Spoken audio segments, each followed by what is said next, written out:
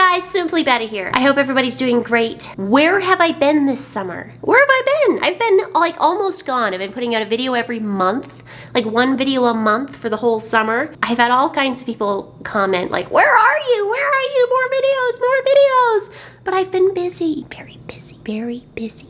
Very busy. And that's because over the summer I've been a full-time mommy to a toddler. I've been doing all the fun things outside. I've been doing my part-time job and all my other part-time jobs and managing a fish room and taking care of all my fish and animals, and I had to cut something out, and that was making videos all the time. But now preschool has started. Oh, it's so nice. Because now, a few times a week for a few hours a day, I just have some free time.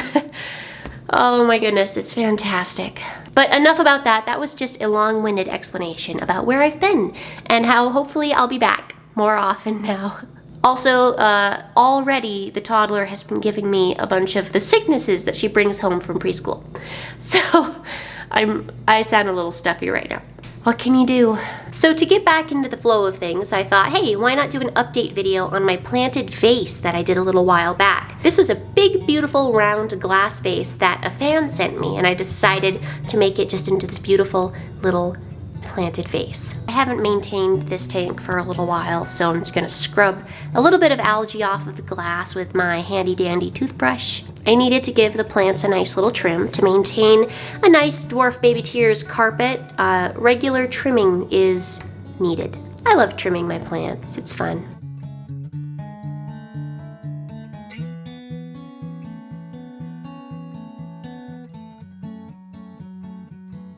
On this planted vase, I used a fluval nano LED light made for plants. And it has done so well. I'm so happy with this light. This is my favorite light, my favorite LED freshwater plant light that I've ever used. Just look at this vase. Look at the red colors of my AR Mini and my Ludwigia red. And look at my beautiful little dwarf baby tears carpet. That's dwarf baby tears. I'm growing it with no CO2, just with a really nice light. Oh, that's right. There's no CO2. I haven't put CO2 into this nano setup for months and months since I made my previous video. I really love this light, and I can't recommend it enough. And what's cool is that you can control it with an app, and you can completely customize it. And it's just the coolest thing I've ever played with. I need more. I need like 4 more of these lights. So you'll probably notice I don't have a Betta in here at the moment. I took him out because I needed a place to plop my white clouds just for a little bit while I'm moving my tanks around. It was either this beautiful planted vase or like an empty 5-gallon bucket. The vase idea won out. So here it is. It's grown in quite a bit since I made my first video about it where I set it up. I'll have a link at the end of this video if you want to see how I set up this planted vase. It's looking really, really beautiful. I love it. It sits right by me by my computer, which is a big deal because I look at it all the time, and I really, really love this little tiny planted vase. It's so cute. The white clouds are going to be moved to a new tank once I get a few things situated. And then I think I don't know what I'm going to put in here. Probably a Betta, or I can make this like a tiny little shrimp tank because I've never done shrimp before.